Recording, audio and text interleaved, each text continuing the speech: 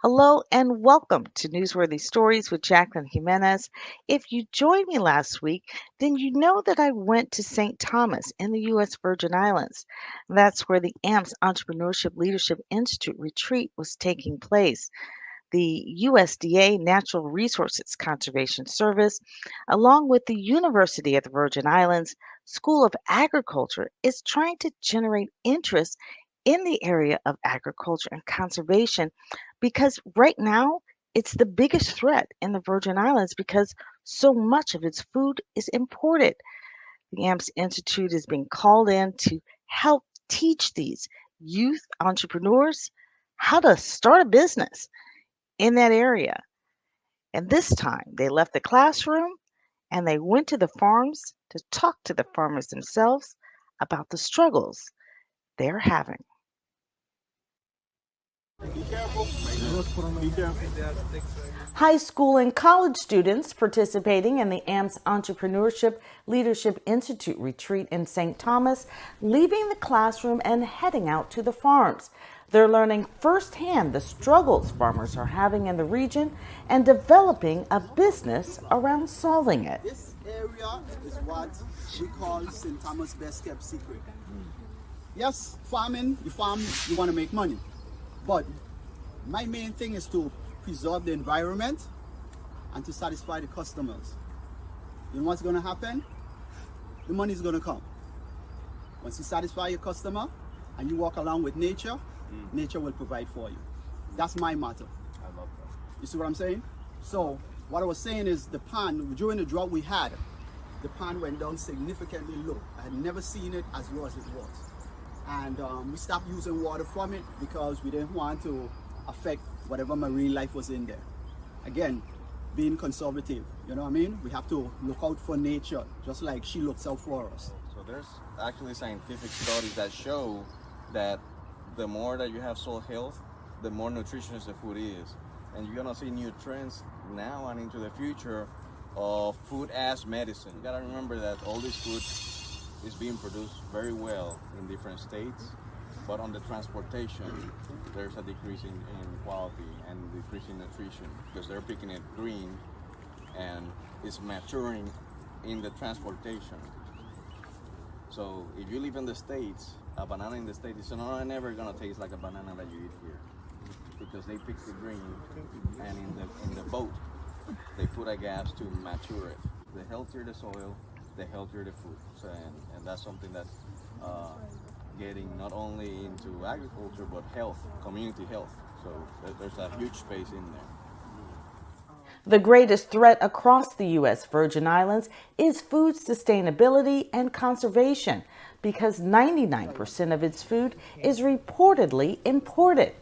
The AMPS Institute is hoping to change that by generating interest in the field of agriculture and conservation through youth entrepreneurship. I get minimal help from time to time. I'm grateful for the help I get from time to time. We can't afford to pay for help, but in exchange for help, people get, certain other commodities off the farm. So it works out. I also do poultry.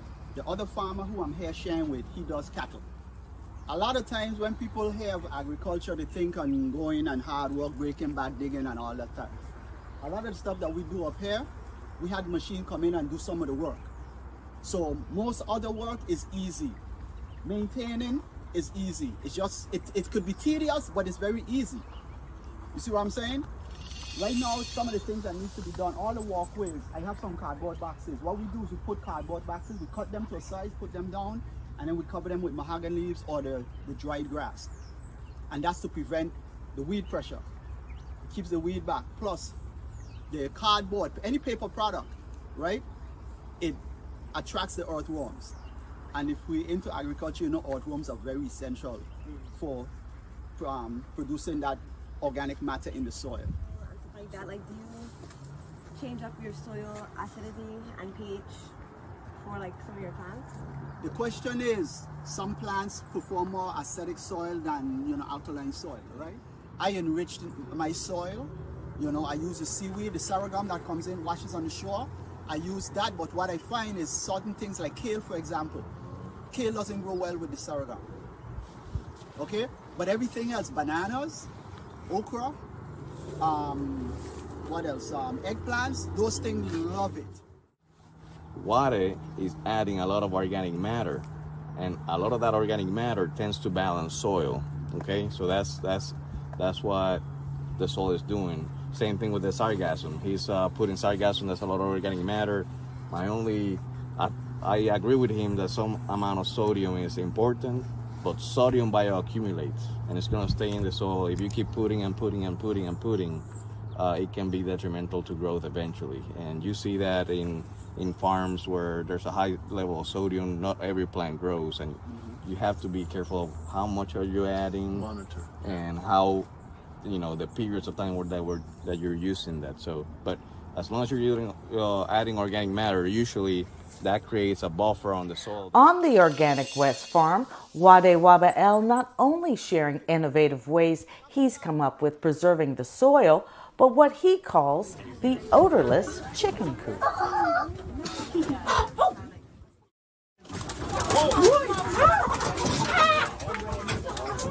Out.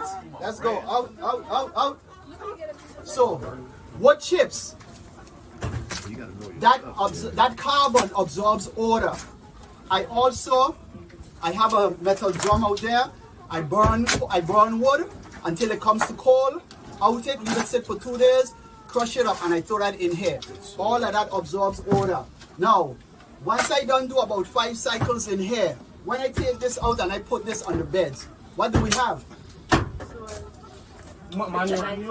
Compost. I have rich compost. I used to pay, when I started this, I used to pay like $18 for a bag of feed. That bag of feed is now $30 for a 50-pound bag. The bread, these are the bread that the company, they take back. So they sell a whole case for $1. So by using bread, it helps cut down on the amount of feed that you give them. So it actually saves your pocket. Wade is able to use bread because it still provides the ingredients that chickens would normally get in their feed.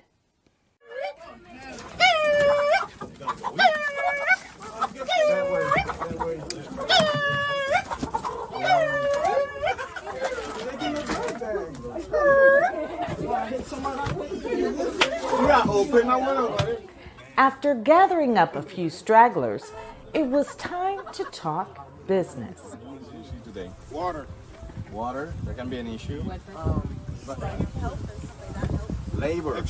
Labor is an issue nationwide. This is an issue that's nationwide. All U.S., all Puerto Rico, all USVI, labor is an issue.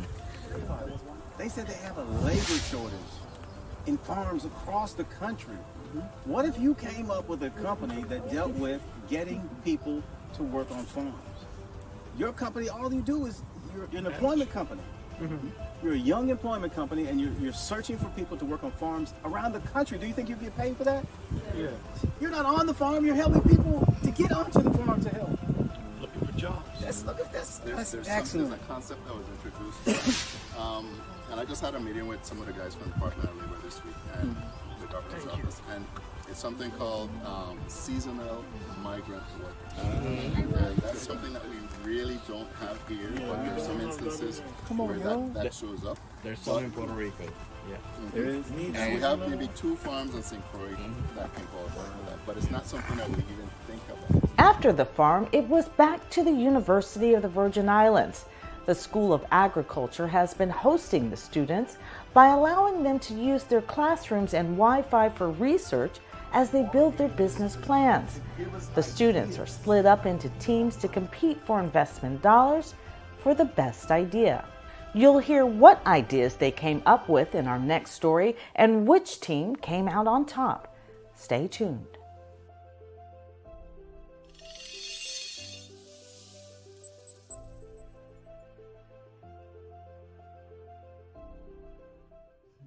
What an incredible time we had on the farm. We learned so much about agriculture and conservation, and there's so much more to learn. There's still a few nuggets from that day that I plan to share with you. If you did miss the story last week, you can go to Newsworthy Stories YouTube channel or go to @Newsworthy Stories on Facebook. I'm going to share the story I did run last week because the commitment that AMP's Entrepreneurship Leadership Institute, the USDA Natural Resources Conservation Service, and the University of the Virgin Islands School of Agriculture, the effort that they're putting into making people more aware of this great threat that is taking place. And it's not just in the Virgin Islands, it's really globally.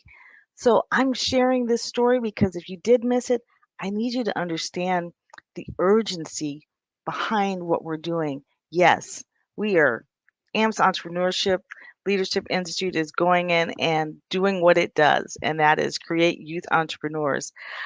But there's so much more to this story on such a large level. We're just not going to miss it. We've decided that we're going to let as many people know about this threat until something is done. Hello and welcome to Newsworthy Stories with Jacqueline Jimenez. I am live from the University of the Virgin Islands in St. Thomas, and that is where the AMP's Entrepreneurship Leadership Institute retreat is taking place. You can just look at the landscape and just see all the green. Anything can grow here, just about, it seems. But one thing that the island is not seeing enough of are farms.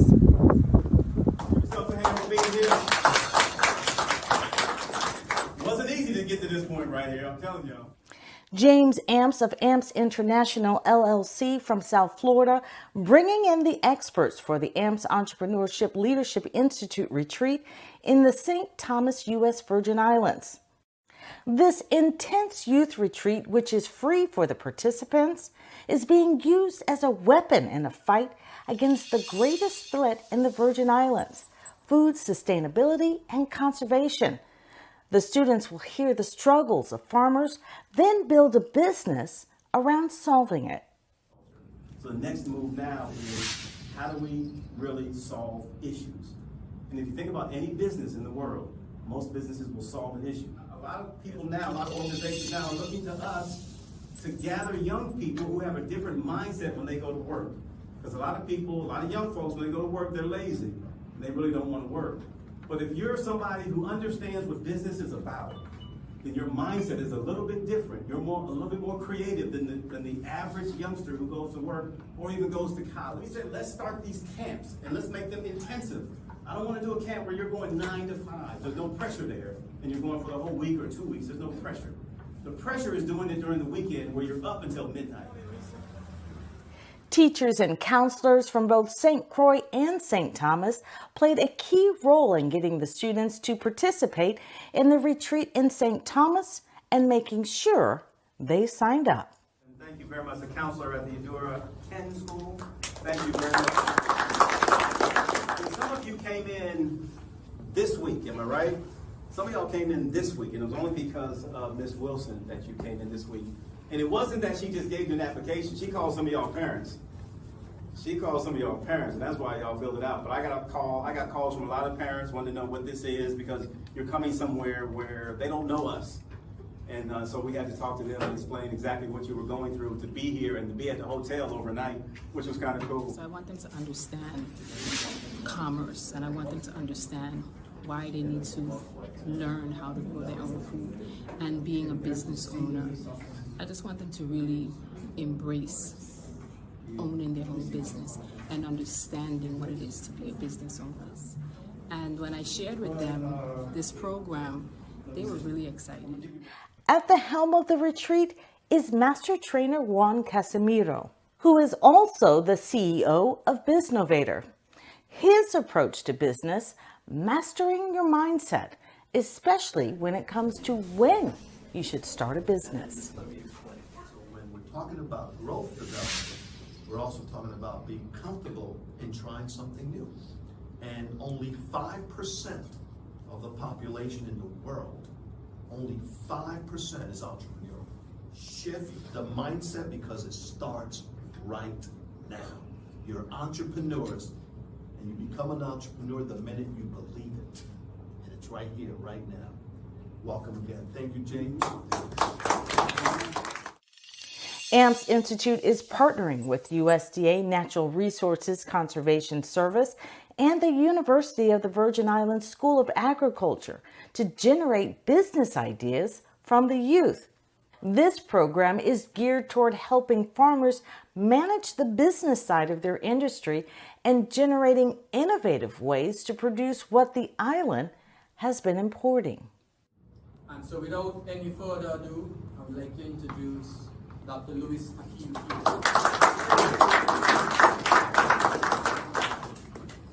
Thank you, Mr. Morton. I thought I would be the one introducing Mr. Morton. Good evening, everyone. I'm so happy to be here. In the territory of the U.S. Virgin Islands, the main issue for us is that we are very much on the extreme end of being a dependent territory, which means that, like Puerto Rico, most of our food is imported. Some estimates say that 99% of our food is imported at some times, and so that means that we have a real need to boost, to develop our agricultural sector here in the territory. At present, our system of agriculture is a very underdeveloped one, and what we need are new thinkers, a new crop of teachers, a new crop of producers, researchers, etc., who are going to help us to build this underdeveloped industry. We used to have at one time a K-12 system here in the Virgin Islands, introducing youngsters from K-12 to the industry of agriculture, the science of agriculture. That is no longer in place, which means that at the university level, we have no feeder system into a school of agriculture. And we have a lot of work to do on all three islands in building the infrastructure for agriculture. And by infrastructure, I'm making reference to especially our water resources issue. We're speaking of water harvesting, water storage, water distribution. That's been the limiting factor, the biggest limiting factor that our farmers have been asking for. So those are two of many areas, two very important areas that have to be addressed here in the territory to build and to grow our now underdeveloped agricultural sector. So I am so happy to see a diverse set of young people who are potential students, and if any of you have any interest whatsoever in careers in agriculture, and even if you don't have it now, maybe when you finish this entrepreneurial weekend intensive camp, you may. Please contact myself or Dr. Peterson, because we want to see more and more students in the School of Agriculture, which was recently revitalized here at UPI. Now, when I say WAPA, what do you guys think of? Power outage. Now, what does WAPA stand for? Water and Power Authority. Well, in NRCS, we say SWAPA. And what is SWAPA? Soil, water, air, plants, and animals. In the opening session, students also hearing from Luis Cruz Arroyo, who is the Caribbean Area State Conservationist for the USDA Natural Resources Conservation Service. Our growing world, right? Everybody has to eat. And everybody has to eat at least 3 times a day. Some people eat 2, that's okay. But you need water and food to be sustained.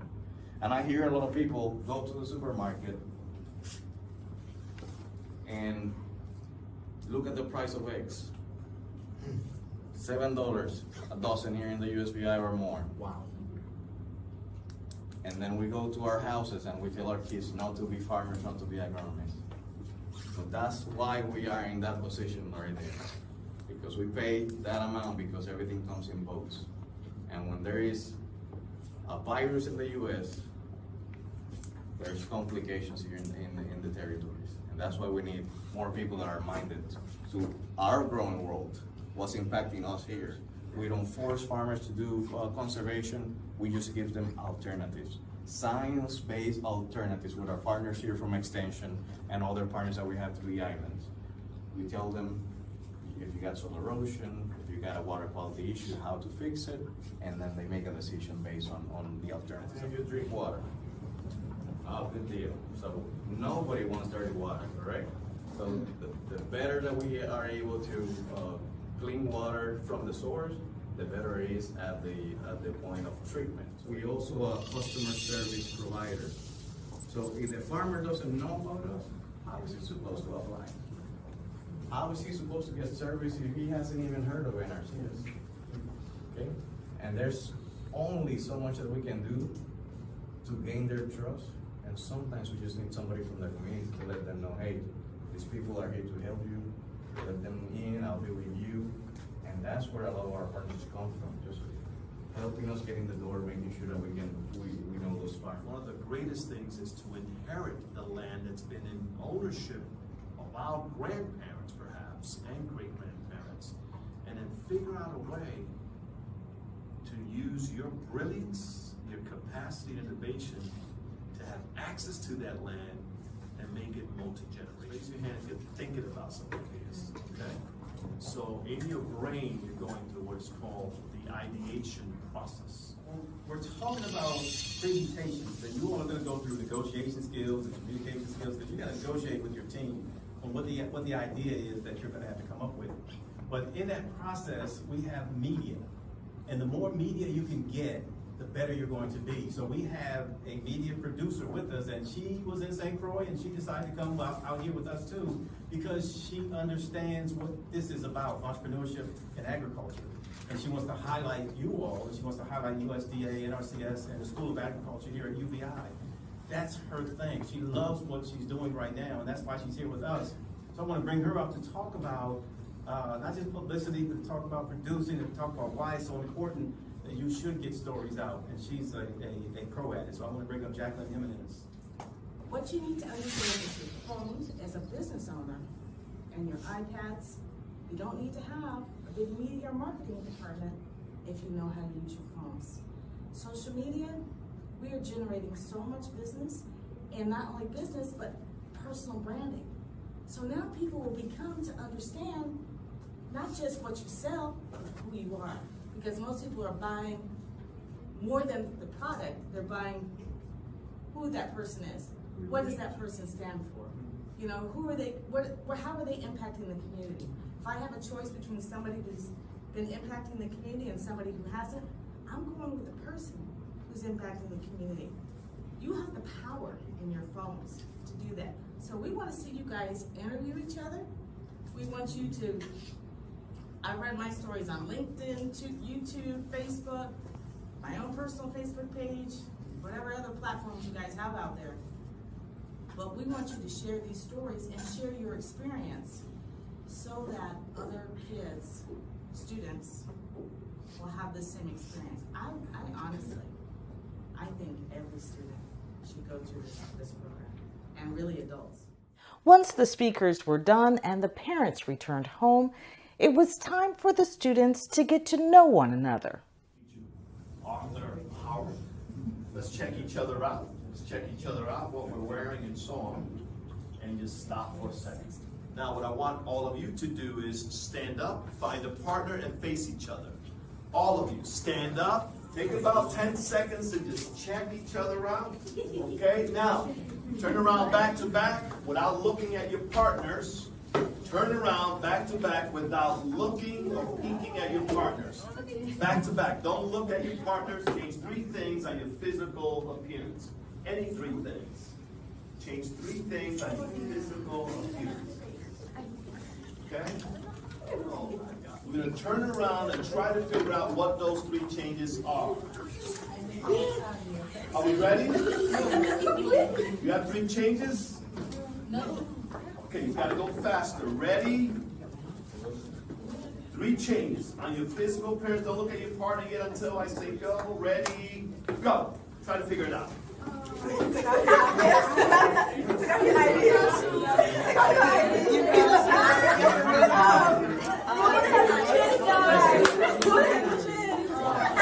The participants of the AMP's Entrepreneurship Leadership Institute retreat will not only learn to build a business, but are put into teams to compete for investment dollars. Each student will also get a year-long mentorship with access to over 13,000 professionals across the U.S. through a partnership with the ICABA World Network.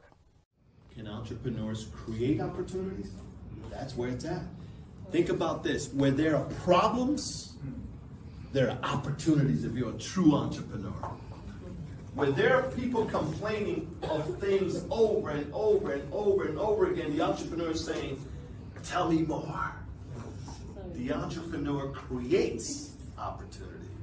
When there are problems, they come up with solutions. When there are voids, they fill it. And what's interesting is, in our islands, it's the foreigner that comes in and sees the opportunity. And we've been sitting on it for decades. And they say, who will employ you? It's a mindset, guys. There are opportunities, depending on how you look at it. And depending on how hard you want to work. Okay, so for me, I literally just got the opportunity the other day because a farm, like a vertical, like indoor farm, has just like recently opened up in town, and that's the opportunity I could see as a okay. My whole thing with St. Thomas and agriculture is I don't believe that we could do 100% of our food growing just off of our conditions, but with also modern technology, I feel we could like decrease it by a lot, you know, because St. Thomas at the end of the day has no fresh water, no like constant rain, no flat areas. So it's like we kind of have all the perfect stuff to not be agriculturally sound. Like the whole reason St. Thomas was colonized because it had a good deep water port, and back in those days, that's all it really was. They supplement, but the only thing that mattered was the port. So always things have been imported, you know. Right. But modern technology, like I see at the job there, you know, it's like we have like a room in a big old warehouse going way down, and it's like all that one day will be filled with food that we'll be able to like probably never to supermarkets, but to restaurants and stuff like that, you know. So we could probably never 100%, but I'd say we could still increase it by a lot. Keep watching as we take the students out of the classroom for some hands-on experience on the farm, and wait until you hear what the farmer asked them to do.